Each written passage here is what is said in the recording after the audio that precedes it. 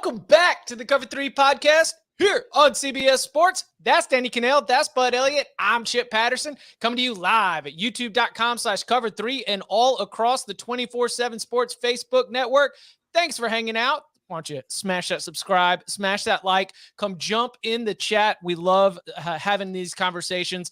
This is a listener-powered episode.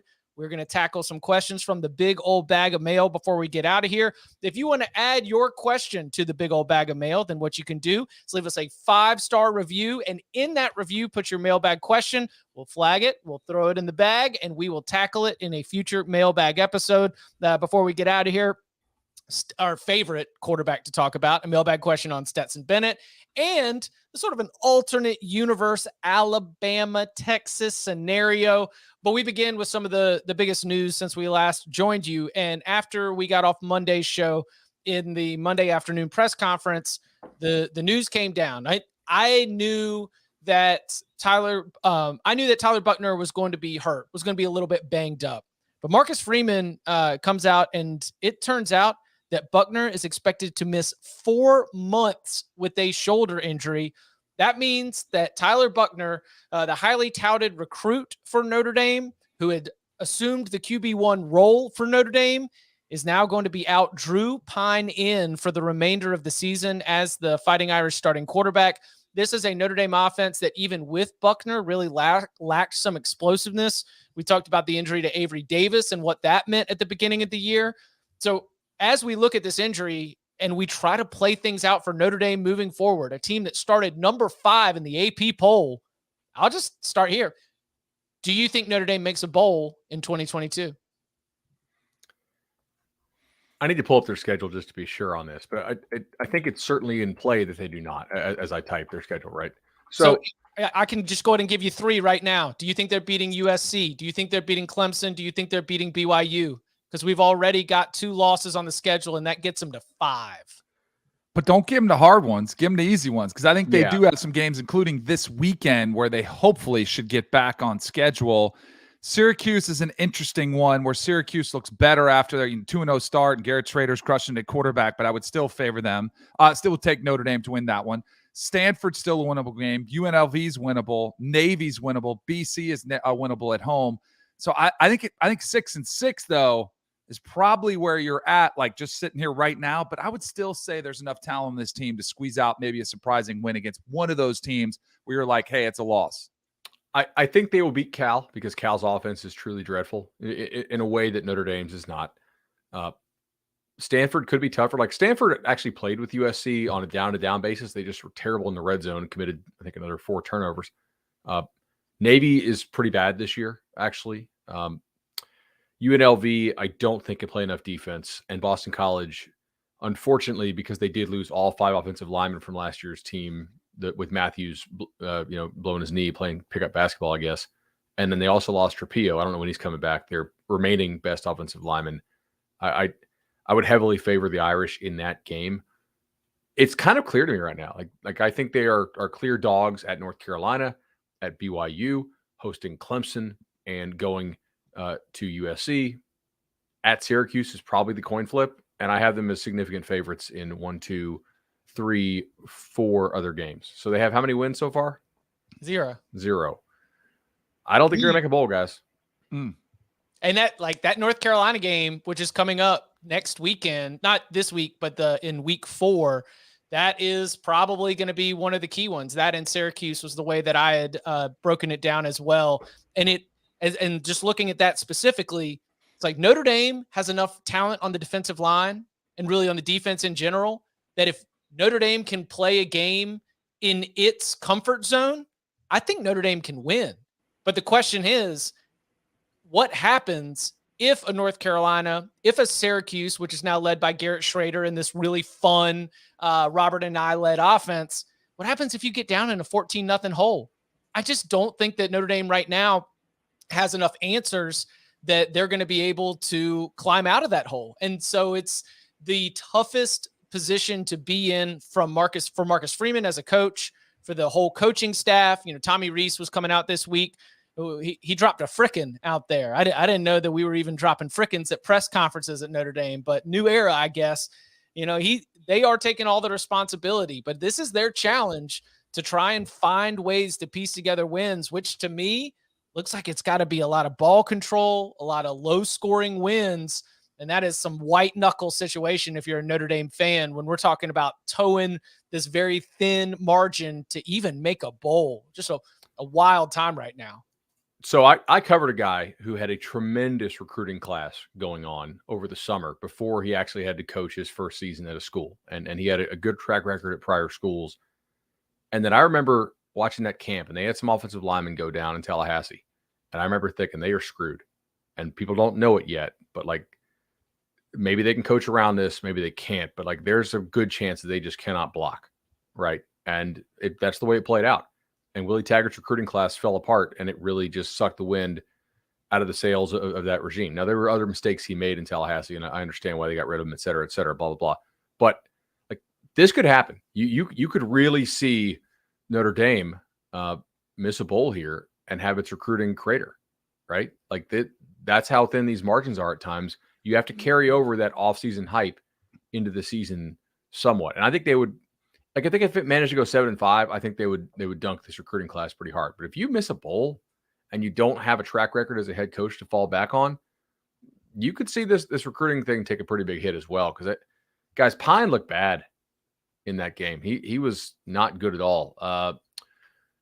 Negative 1.6 adjusted net yards per attempt. What? Yeah, so you take off 45 yards for every pick you throw, right? So he was 3 of 6 for 20 yards, which is bad on its own, and one of those misses was a pick. So, but are we sure? Like, we're talking about this as Notre Dame 0-2, like Buchner. It's not like you lost a Heisman Trophy candidate, like, right? That's why I kind of look at them like they had to have known their deficiencies at quarterback, or at least inexperience at quarterback, where. That's where I still think I'm very curious to see how the season unfolds. I totally get what you're saying, Bud, but I still think there's also a chance they go to Chapel Hill and UNC lays an egg. When we've seen that happen before, when UNC starts off massive hype, gets in the top 5, and they ironically lost to a Florida State team that wasn't that good that year. Like, you could see a scenario like that unfolding. So I still think 6-6, 7-5 is reachable, but a lot of it does. I know, talking to Brady, in our pick show that we've done, talking to him in between breaks about what he thought with Buchner when he was named the starter. He kind of like Drew Pine a little bit better. Now he's got a relationship with him. So he was a little bit, and he admitted that. He's like, but I said, I think there's a spark when he goes in there. So let's see what Pine does with a full week of practice now that he's the guy. Maybe the teammates like, I mean, you just never know what's going to happen here. But I would say all of this is not dependent on the quarterback, because the quarterback hasn't been the only issue. So I think we're having this conversation no matter what. All right, so let's play a quick game here if we can. And this is not on the sketch, not on the script. Cal, I don't think really fits this, because you probably only need 20 points to beat Cal, maybe 17. Right. Their offense is bad. Like, UNLV's defense is not good, and they made Cal look like nothing. How many points do you need to win in Chapel Hill? 30. Yeah, at least. Yeah, I think it starts good. with a 3. Although they held Notre Dame held Ohio State to what, 21? That's true. Yeah, so I mean, maybe it is doable. Maybe they do shut down. We thought Ohio State was going to be the greatest offense in the country, and North Carolina's been off to a fantastic start, but maybe they're able to keep them in check and hold them to only 21-24. How many offensive touchdowns do you need? Like, can you? Because, Danny, you make a great point. Like, there is a scenario where we look at that September 24th game, and we've seen North Carolina's offense do it, like 3 and out, 3 and out, 3 and out, 3 and out. They never get into a rhythm. They can't sustain drives. And then if you can play ball control on the other side, because we know you can push North Carolina's defense around, I mean, I think you need 30. I think whether they're offensive, defensive, or special teams, I think you got to get to 28 or 30 to be able to win in Chapel Hill. All right, how about at BYU? No, that's neutral. Home. Oh, Vegas. That's right. Vegas. Oh, it's Vegas. Right. Yeah. Catholics and Mormons in Vegas. Everybody. 27, 28. We're about to find out a lot more about BYU this weekend. I mean, that was a game they probably, I don't know, could have lost to Baylor. A couple missed field goals. That game was a little fluky, but we'll find out a lot more about them this weekend. Is there a dog against who is the Pac-12 team they play? Oregon this weekend. We'll find out. Like, if they get beat by Oregon, all of a sudden the perception of that game changes because I think Oregon's offense is not that spectacular either. Let's see if Oregon can get things figured out. The interesting thing is that Notre Dame is going to have to face BYU almost certainly with Romney and Puka back. Mhm. And that's a very different BYU team than the BYU team that Baylor got to play, or than the BYU team that Oregon might have to play. All right, hosting Stanford. How many points do you need? Like, how many points if I say, if you're a Notre Dame fan, you're Notre Dame's coaching staff, if I say, hey, if I give you 28, you taking it? I give you 24, you taking it? Yeah, okay. I think so. I mean, I think that yeah, against Tanner McKee and the Stanford offense that we've seen so far, I think that Notre Dame's defense is strong enough to be able to cause some problems and limit the Cardinal so that 28 can win. Okay, I can buy that. Maybe this team will make a bowl. I'm not downgrading them a ton with Drew Pine because I don't think Buchner was that good. I didn't see anything out of him in the spring game that made me think, yeah, they got something here at quarterback. It was really more belief in the parts around him, and those parts are still, for the most part, the same. They lost a receiver, which the infamous Apple Podcast reviewer told us didn't matter, and we should do some research. But I still believe in the parts on this team. I don't believe in the coaching staff yet because they really haven't given me any reason to believe in them, and I don't believe in the quarterbacks yet. I like where we're at there, so let's just go ahead and get there. We with BYU-Oregon. There was sort of a theme that was developing it last night in the group chat as we were talking about it. Some of the biggest matchups of this week are teams that you simply cannot trust, that we do not have a good read on. There's either fluky games, like you mentioned, Danny, or in Miami's case, you did it against Bethune-Cookman and Southern Miss. Like we don't even know what to make of it.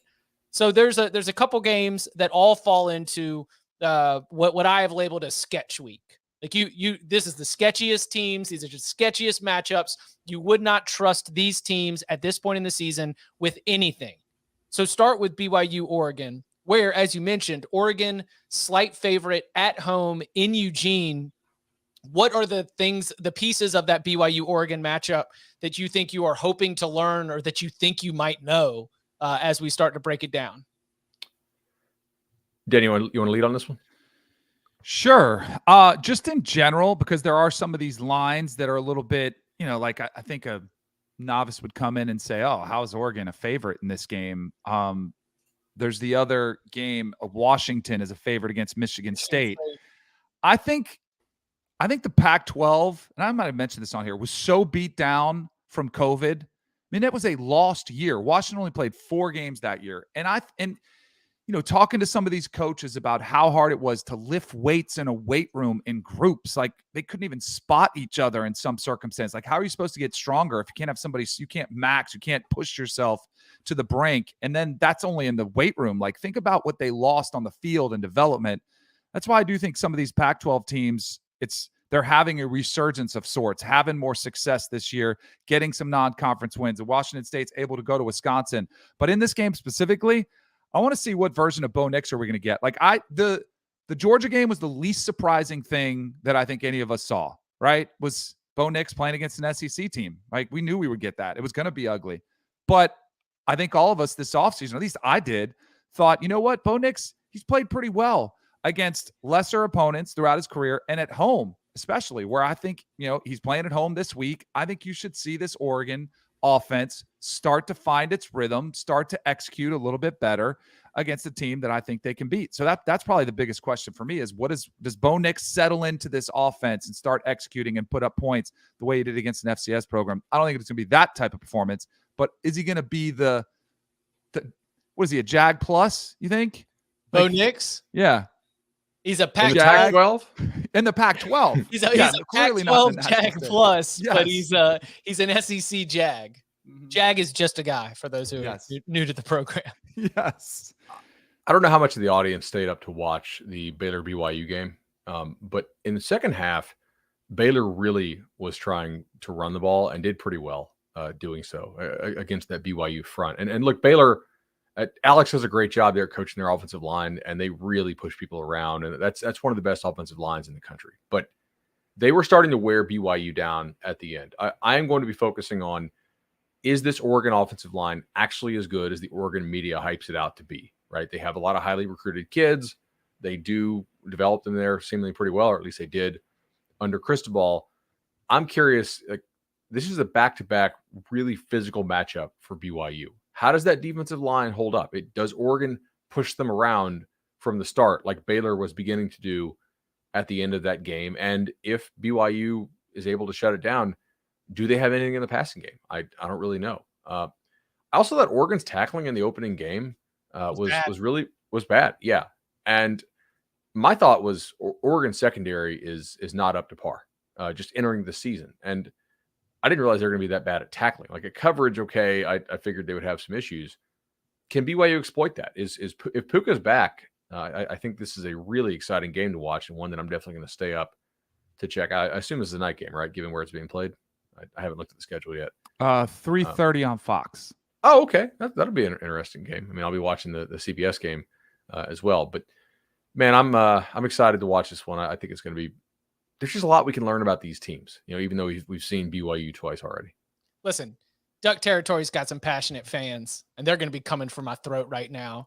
But I think it's Oregon's defense that has been overrated coming into the year. I think that they've got great talent individually, but I think that what they have put on the field, even going back to last season, has not been special.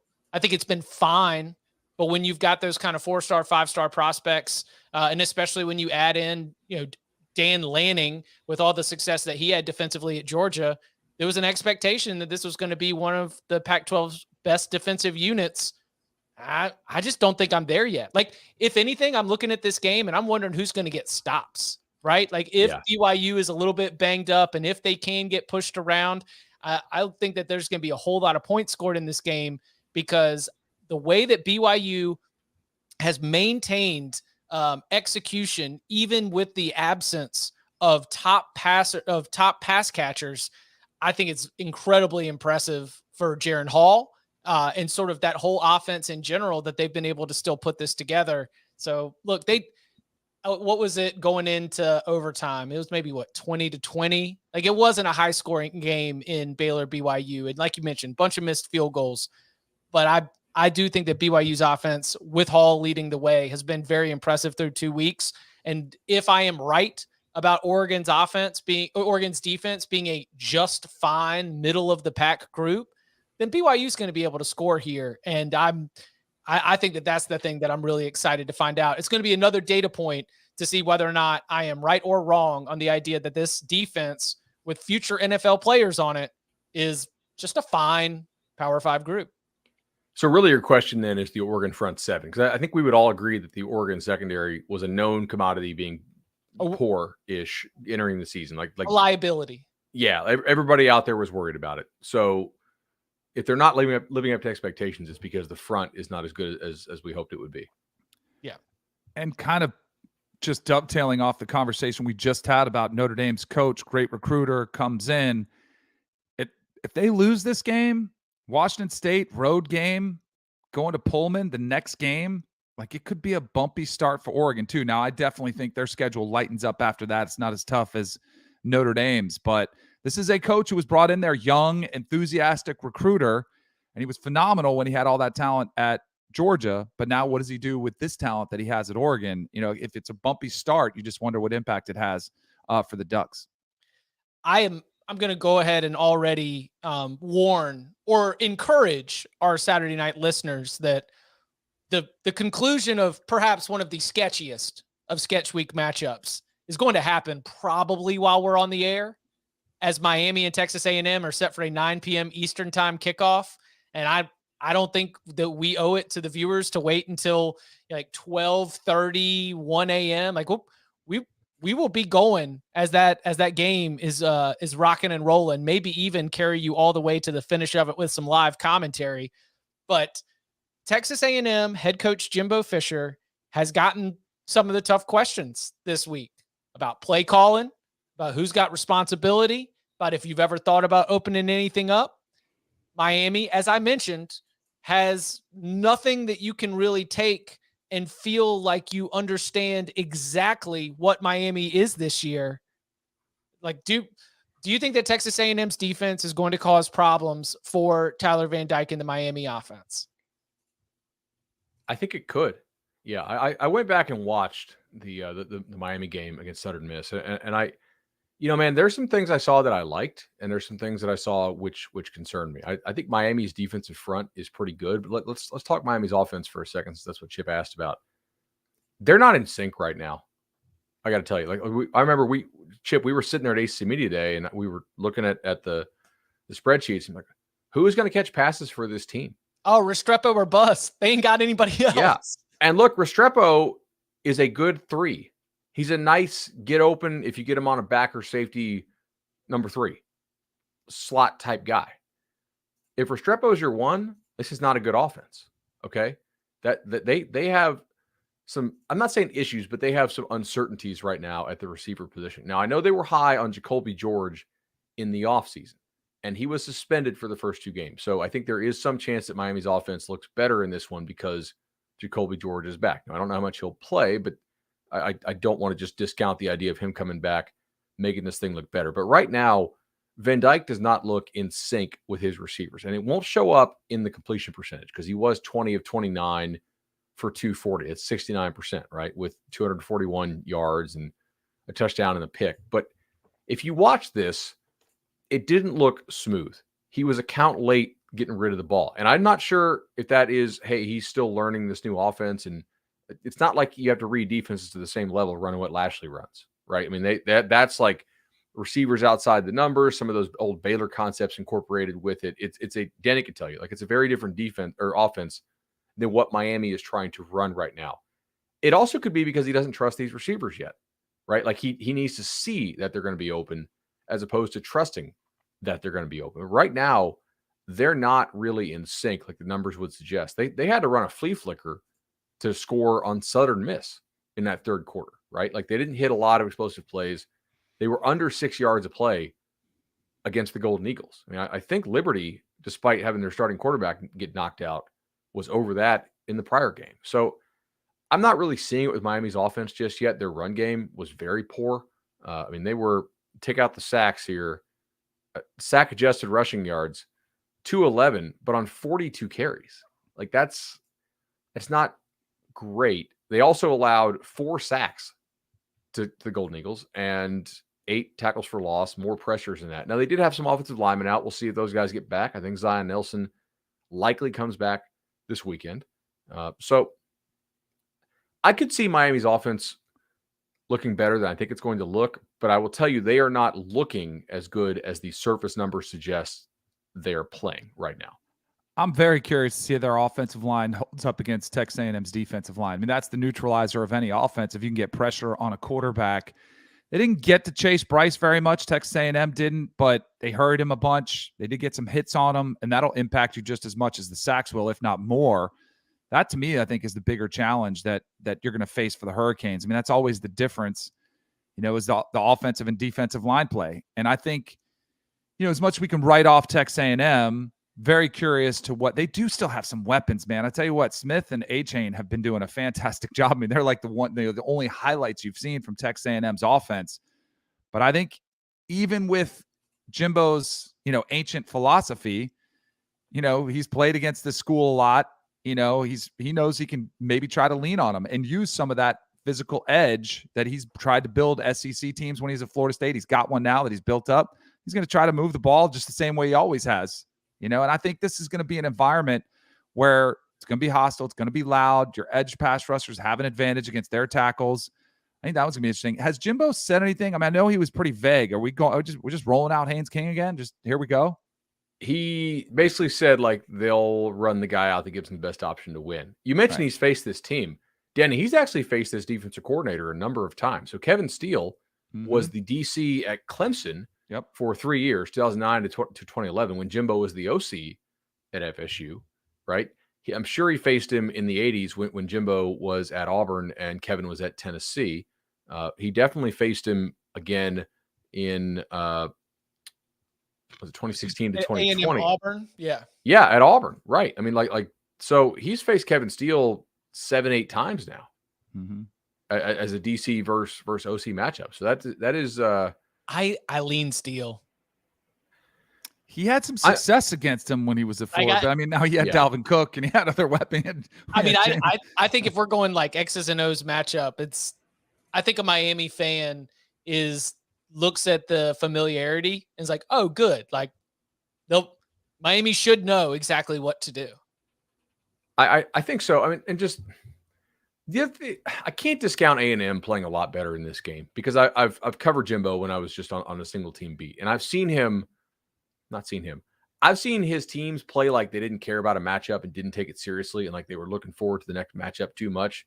2011 Virginia comes to mind. This game, just watching it unfold, reminded me an awful lot of that. 2012 NC State. So they're going to get some guys back. Bryce Foster, their center, who's an NFL prospect at A&M, has been out with mono.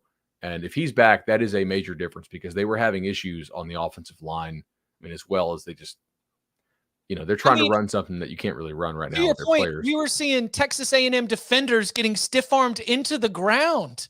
And App State does have a great mentality for physicality, but look, that was like effort. It's still App State. Yeah, that's what I'm saying. Like when Texas A&M is having those kinds of performances, effort and focus have to 100% be at the top of mind. But I will say that all the negativity, like again, can't leave sketch week analysis without talking about vibes. I would be worried that this Miami team might come out a little too hot early, right? How many penalties, false start, things start to mount up. You get a roughing the passer that extends a drive when you thought you had a third down stop. If you avoid that and it's tight late, that's when I think the pressure switches to Texas A&M because those Texas A&M fans, all 100 and whatever thousand of them, if it's like 20-17, the offense hasn't been good and Miami's still got a shot, at that point I would say edge Miami because Danny, maybe you can speak to this from experiencing it on the field, but I know I've been in stadiums where there is a home field disadvantage, where just all of the dread, like you can feel it. Do you know who they fall on the most? And I've been in this position as a quarterback who's struggling, and you're trying to earn the confidence of your teammates, but that's probably easier than it is of the fans because they're the quickest ones to start that murmur. There is nothing more uncomfortable than that little buzz. Maybe it's not even booze. It's just it's just an unsettling feeling. I had that when I was at Florida State. I threw 3 picks in the Orange Bowl my first year starting in 94 and got benched in that game. And it was what are we going to do? And, the next game you come back and you can just sense it. You can feel it. And for me, it wasn't a game in College Station on the road. It was a beatable opponent. We were able to kind of get back on track. Haynes King is going to feel that pressure mount unless if he goes out there and if it's 2017 and he's got 2 touchdown passes, I think that alleviates some of it. But if it's 2017 and there's a kickoff return and a pick 6 and a couple field goals and they haven't been great on third down all day, that's when those murmurs really get uncomfortable. Early in my career, whether in the NFL or college, I almost liked going on the road because you're supposed to get booed on the road. Like, yeah, everybody hates me. Like, let's bring it on. At home, when you're like, do they hate me? That is the worst place to be as a quarterback. All right, one more on Sketch Week that we wanted to highlight. It is, as you mentioned, the SEC on CBS Game of the Week. Penn State traveling to Auburn, and Auburn found itself in a very difficult situation, but was able to wiggle its way out. Penn State, we didn't give much analysis to a very lopsided victory against Ohio, though certainly you were thankful to win as a Penn State fan in the opener against Purdue, but you couldn't feel all that great about, the way the defense looked, about the way that the offensive line wasn't able to establish. And you got the highs and lows of Sean Clifford. I mean, this is TJ Finley against Sean Clifford. Can't trust either one of these quarterbacks. What do you think ends up deciding this big time Big Ten SEC showdown? Can Auburn move the ball at all? I mean, they had 6.2 yards of play against San Jose State. You may not think Penn State's defense is the top 10 defense, but I don't think San Jose State is going for 6.2 on Penn State's defense in Happy Valley. I think Auburn's offense is terrible. So I'm really curious if they are not the worst offense in the SEC, not named Vanderbilt. And honestly, like on a good day, Vanderbilt's offense looks better. Give me Mike Wright over TJ Finley. Let's go. I don't think Mike Wright's the best quarterback on Vanderbilt. I think Swan is better. Okay. But the decisions Mike Wright makes with the ball to me are not a winning, like he's not a winning player long term if he takes care of the ball like that. But what can Auburn find a way to make this game ugly, low scoring, and close? Maybe running a lot of that Robbie Ashford pseudo Wildcat stuff. Their passing game is just horrendous, man. I mean, they are against San Jose State, 14 of 23 for 168. I've been saying this is the worst receiving core in the SEC, other than Vandy, for the entire offseason. I don't think that they made good moves in the transfer portal in terms of who they brought in at receiver compared to who they lost. And they brought in Calzada to win that job, to take that job. And I was told he just flat out lost it. Like he just played poorly, which honestly, I thought he was bad at A&M for the most part. So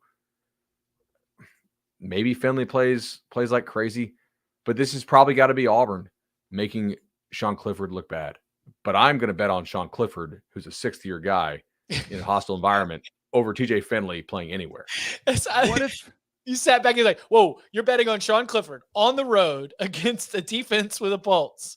He's played in tougher places before, done okay. At Ohio State, at Michigan, at Michigan Purdue, State. he came through big, but it was ugly, which is why I think there's got to be a temptation for James Franklin to make that move to Drew Allar, the backup, who played pretty well, at a couple touchdown passes late in that game and mop-up duty. But if you're Sean Clifford, you really staved off that temptation with that final drive that he had on the road. Hostile environment, like you were talking about. I mean, that was a hostile environment. He was in Big Ten conference game. This one will probably be louder. But to your question, like, can Auburn muck up this game? Absolutely they can. I mean, these are two teams that are experts at doing that. So I think they could absolutely be in a game that's, 17-13 late in the fourth, and it's been sloppy. There's been a lot of 3-and-outs, a lot of punts, some fumbles, some turnovers. I think this game could be gross. How many points wins this game? Oh, if anybody gets to 28, might be a rout. If you told Penn State, if you still told Penn State like offense, we give you 28. They're like, hey, we're gonna sit it back here in Happy Valley. Defense, go ahead, have fun. Yeah, they would take 28 all day. I think Penn State's corners are pretty damn good. Like the emergence of John Dixon, them getting him right. John Dixon was a guy that we all knew in the South Florida 7-on-7 circuit had real ability if he could focus consistently. Like that guy could be a dude, and he was very good against Purdue. I think Penn State has the ability to play man coverage and just completely shut down Auburn's receivers and put eight in the box against Tank Bigsby. Yeah, and that's where you just hope and pray that you don't get a shot play. You trust your corners. Hey, don't get a penalty. Like, make them hit the shot play. Make them hit the 50-yard post that's against man. See if they can do it. Dare them. And if you're Auburn, you're just hoping to hit one or two of those. And that's your majority of your offense. Because I do think more so than ever in a lot of these games that we're talking about featured a sloppy, that's the sketch week. It's perfect for it. Sketch, because you had a sloppy, ugly performance against a lesser opponent. And I think maybe even more so than ever, where there's so much coverage and anticipation, and we talk about preseason matchups, and we've had this game circled.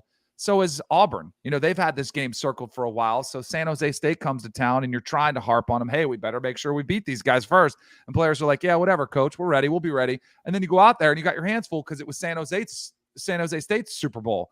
Like, and you see that happen with Miami as well the week before. Like, I am more of an excuser of sloppy performances, and you just hope that you get away with a win. Like, a win is still a win. I mean, go talk to Notre Dame and see how they feel about losing to Marshall at home. That was the ultimate hangover game. Like, we got to go back out there this week. Like, it's hard to get these players amped up week in and week out.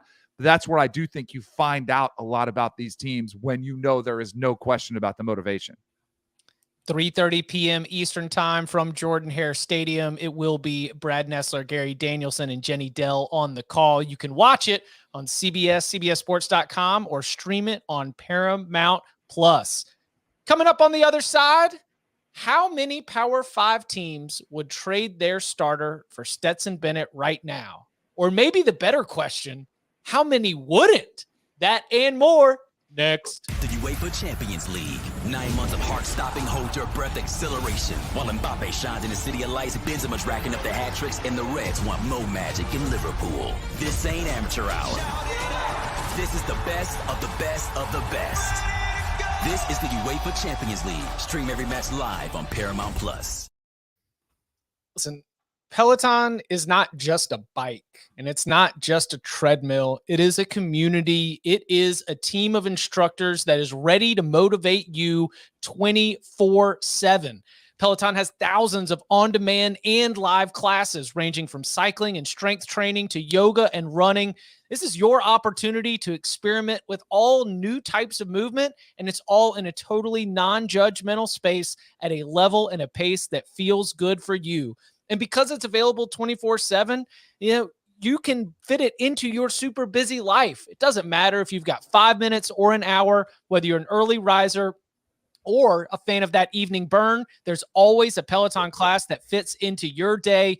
Maybe you're looking for that 10-minute upper body stretch between calls or a 30-minute run before bed. Peloton is where you'll find what works for you on your schedule, wherever you happen to be.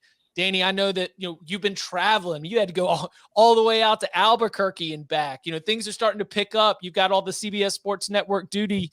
What are you liking right now? How are you working it into your schedule? So when I'm home, I got the Peloton in the garage. One of the cool things about Peloton, you get the app on the road. So I'll fire up the app. And my guy, Daniel, I've been doing Daniel, little Irish guy, just looks like a leprechaun. He's got the thickest Irish accent you could ever imagine, but he gives these total body workouts. You can get 20 minutes. You can get everything you need in 20 minutes, bang it out. Been trying to use it to my wife keeps me on a strict diet. That and the Peloton, either the bike or the app keeps me tight.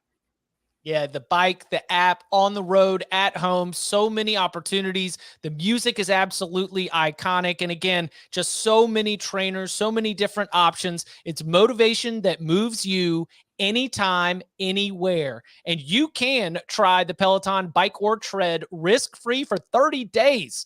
Learn more, go to onepeloton.com. That's O-N-E for one, Peloton, Peloton.com. Learn more at onepeloton.com. New members apply. New members only. Terms apply. That is onepeloton.com to try the Peloton bike or tread risk-free for 30 days. It's motivation that moves you anytime, anywhere.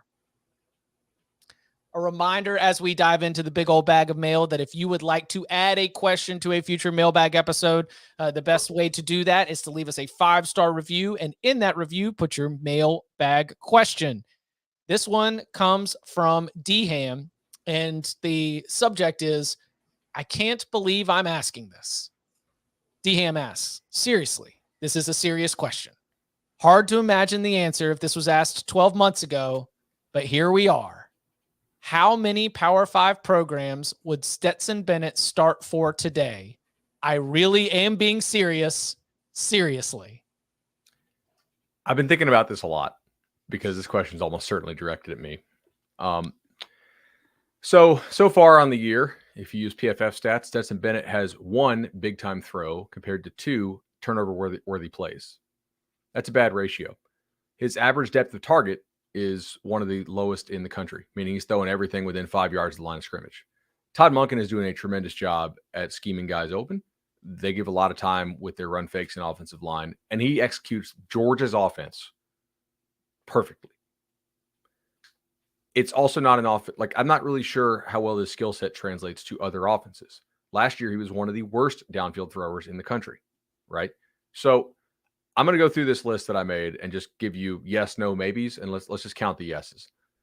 All right, Boston College, no. I'd rather have Dracovic. Clemson, yes.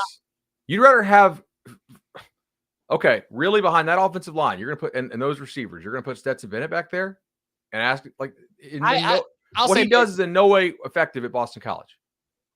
Maybe. All right, Clemson, yes. Anybody who is reasonably competent at quarterback, I think Clemson would take right now. Duke, I think probably Duke would take Stetson Bennett, but yes. Riley Leonard's played great. Yes. Florida State would not take him behind that offensive line, and Jordan Travis been balling out. I think Georgia Tech would take him over Jeff Sims. Yes. Louisville would not take him over Malik Cunningham. Correct. Miami would not take him over Tyler Van Dyke. North Carolina would definitely not take him over Drake May. NC State's a no. I think Pitt's a yes. I really haven't seen much out of Slovis. Agreed. Right? So that's 2 so far or 3?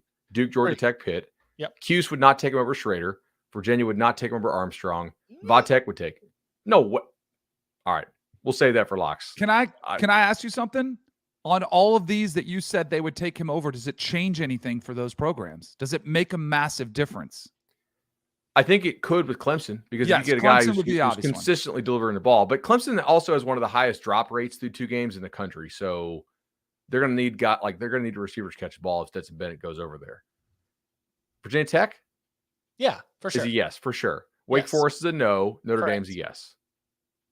Notre Dame would be a perfect school for yes. him to go right now. Like they would say, sign me up, get us in here. I mean, if you had, free agency or trades where you could actually do it, which one day maybe we get, they absolutely would be calling and saying, hey, give us Stetson Bennett all day. And by the way, you started in the ACC where some of the best quarterbacks are. So this list grows quite a bit. All right. Illinois, I think it's a yes. Yes. Indiana's a yes. I don't think Basilac's very good. Correct. Iowa's a yes. So that's 8. Better be. Better be. They might have Chip come out there and play quarterback if they could. Maryland's a no. Michigan is a no. Michigan State, I think, is kind of a push. Like, if you want to argue, you can. Thorne's been okay. I mean, maybe. Minnesota, I think he's better than Tanner, but really, I'm not really high on Tanner. But it's hard to separate because they had what's his name as their OC there in Minnesota, and he's just absolutely terrible. I mean, JT Stroud was 5-21 for Colorado this weekend. Like that guy's offenses, Sanford, are garbage. So I think I would rather have Stetson Bennett, but it's hard for me to judge just how good, Minnesota actually, like how good their quarterback actually is because they've only played 2 games with a new OC. I think you'd rather, it's the new old OC. It's Shiraka back. But it's Shiraka without Rashad Bateman and Tyler Johnson. Exactly right. All right, Nebraska, no. I think Casey Thompson's a better player. Northwestern, yes. Ohio State, obviously not. Penn State, I would say no. Purdue, no. O'Connell's good. Rutgers would take him for sure. I think Wisconsin would take him for sure. 100%. I put them in that Notre Dame category. Like if you get it's instant upgrade, exactly what we need for our system. Give us somebody who can stretch the field on play action pass and not make the dumb mistakes. Baylor, I'm going to say no. You guys will probably say yes. There's like a lot of coaches I know that wanted Gary Bohannon, thought Shapen was a stud. So I had 7 from the Big Ten based on where you just did it. Okay. Yeah. So it's 7 from the Big Ten, 5 from the ACC, right? If we count Notre Dame. All right. Big 12. I say no on Baylor. I think yes on Iowa State. So if we're going to be truly to the wording of the question, would this team take that? If they were going to take Shapen over Bohannon, then the staff likes Shapen enough that they wouldn't take Bennett. Yeah. Yeah. Right. And Baylor also does not have the players to where, like, if you can just be super accurate within 5 yards and not make mistakes, that's going to win games. So you take Bennett over Deckers? I think so. Yeah. Okay. I think I take Bennett over Daniels at Kansas, but I will say Daniels in the last 5 games has played his butt off. Yeah. Like he's like 8 yards per attempt the last 5 games. Kansas State, I think, honestly, this is crazy. But I'm with you. What Kansas State does on offense, say it. Like their passing game is terrible, but Martinez is definitely a better runner than Stetson Bennett is. So I don't think Kansas State would take Bennett. Oklahoma State's a no, given how. Oh, really? They're averaging 11 yards a play, or 11 yards per attempt. Spencer Sanders is balling. All right, I'm being unfair. Okay. He has something going on there right now. TCU is an interesting one because I don't think they would take him over Morris, but now Morris is hurt. However, I will say, what's his name? The other TCU QB is leading the nation in yards per attempt. Dugan? So no. Dugan's number 1 in yards per attempt right now. But I don't really trust Dugan because he couldn't beat out Morris. So I think I'm going to give TCU Bennett. Texas Tech, if the starter's in, that's an offense that wants to chuck it 50 times a game. Do you want Stetson Bennett throwing it for you 50 times a game? No, I think Tyler Shuck and Donovan Smith are both better fits for what Texas Tech wants to do. I agree. Oklahoma's a no, obviously. Cincinnati's not okay. The rest of these 4 are not actually in the Power 5 yet. All right, Arizona. Yes. I think I agree because Delora does a lot of really, really questionable stuff. But Yeah, I think so. Emory Jones, yes. Emory. Oh, yeah. I think he's better than Emory Jones for sure. All right, Cal. I don't know, man. Like Cal is just so bad at everything they do on offense. Like, how do you tell?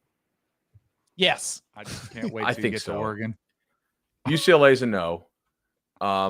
Colorado is a definite yes, but again, I think Bennett would be absolutely terrible in Colorado's offense. I mean, probably so would like Bryce Young. Oh, did we hit West Virginia, by the way? No, but he would not start over JT Daniels there, given what they need him to do. And how Daniels has looked so far this year. He did beat out JT Daniels, though. He did. But they do something different. Like right. The situation he's in Georgia is really unique. All right, Oregon.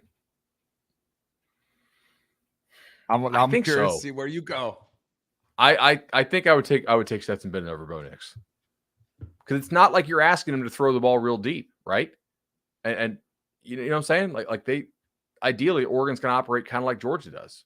Big offensive line, run the ball, some play action stuff, move the pocket. Stetson Bennett's got a lot of great. His mental repertoire is untainted. You know, Bo Nix has got some demons. He's got some scary memories in there. I think when like let's take Stetson Bennett, let's put him on the golf course, go Dogs golf. But like when he pulls the driver back, there's no fear. You know, Stetson Bennett, he's going to square up that club head. I don't know if I can trust Bo Nix with that. I agree. I think Stetson Bennett would start at Oregon. Oregon State, I think it's a yes. I know their kids played really well this year, but the guys they were going after in the transfer portal tell me they don't really trust him that much. Chance Nolan? Yeah. Okay. So that'd be 6. Right. USC's a no. Stanford's a no. Utah's a no. Washington, I think, is a no, given how much they actually want to throw the ball, and Penix is balling for them. And Washington State is definitely a no with Cam Ward. All right. So now we're to the SEC. Here we go. This is the fun one. All right. Bama, no. Arkansas, no. Auburn, yes. Florida, I would say no. I don't think so. Like, think about it. With those receivers, and it's not like that offensive line is mauling people.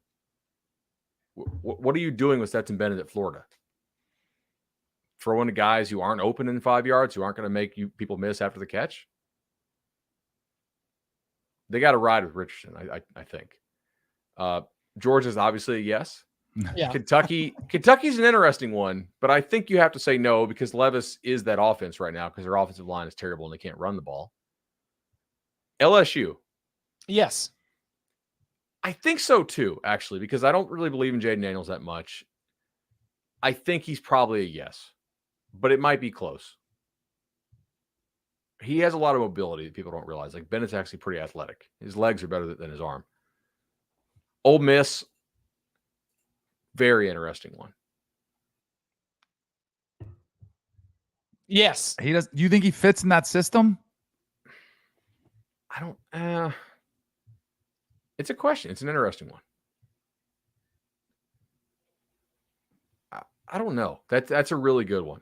Do you think he would beat out both Dart and Altmaier? They're more gifted. He's got the experience, but I think you would want the upside arm talent playing in that system. This is one that I had marked as like a true toss-up. Yeah. A lot of these I had opinions on. This one I think you can argue either way for sure. Well, Ole Miss hasn't even settled its own quarterback battle. Right. You know, like we've gotten some Jackson Dart. We've gotten some Luke Altmaier. They're going to be playing at Georgia Tech, and Lane Kiffin won't announce a starter. So I don't know. I mean, to me, and I have not done it. I'm trying to be better about admitting these things. So at least there's let the listeners know where the flaws might be. I have not done my Ole Miss super deep dive yet. I have not broken down the tape and watched every single minute. But to me, the best chances for that Ole Miss offense to be successful are in the running back room. And that's kind of, you build out from there. And I think Stetson Bennett could do that.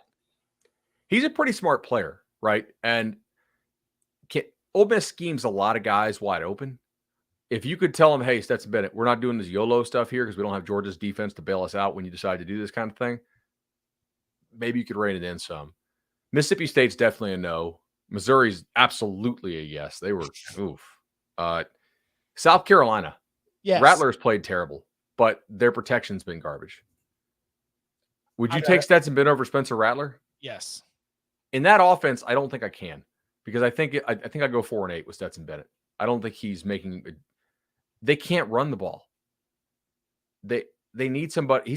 I think if South Carolina makes a bowl, it's because they have a couple games where Rattler goes off and a couple games where he throws like 4 picks. Does Bennett have the go-off games to beat some SEC teams in that offense? Because right now they can't run the ball on anybody, man. I don't think Arkansas's defense is anything special, and South Carolina's run game got shut down. So we sticking with Rattler? Danny, break the tie. Probably does. I think Rattler has more success for them, but I think they would take Stetson Bennett. Intangibles, better. I think he's a better leader. You got the moxie, all that stuff. I think he'd probably make better decisions too. I don't know if it would make a difference in the outcome on the field, but I'd say they'd take him. All right, fair enough. Tennessee's a no.